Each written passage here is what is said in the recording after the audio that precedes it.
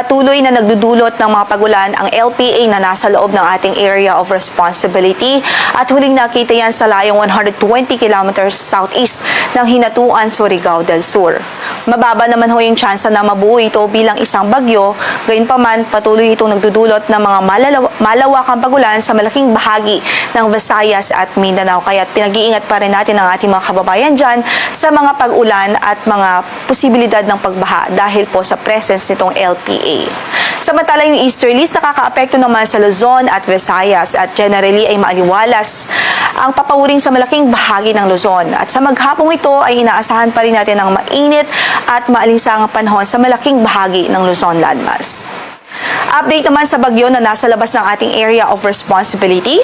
Ito po ay nasa tropical storm category sa ngayon at may international name na si Hagupit. Huling nakita yan sa layong 1,995 kilometers silangan ng northeastern Mindanao. Taglay po ang lakas ng hangin na umaabot sa 65 kilometers per hour near the center at gustiness na umaabot sa 80 kilometers per hour.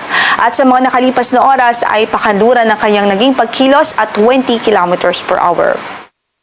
Base na rin sa ating track at projection ngayong 5 a.m. based na rin sa ating tropical cyclone advisory, maaari po itong pumasok sa ating area of responsibility between Saturday evening or Sunday early morning.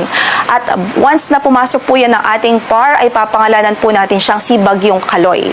Generally, west-northwestward ang kanyang magiging movement sa mga susunod na araw at maaari po may tsansa at may posibilidad na magdulot ito ng direktang epekto sa silang bahagi ng Southern Luzon at silang bahagi ng Visayas early next week.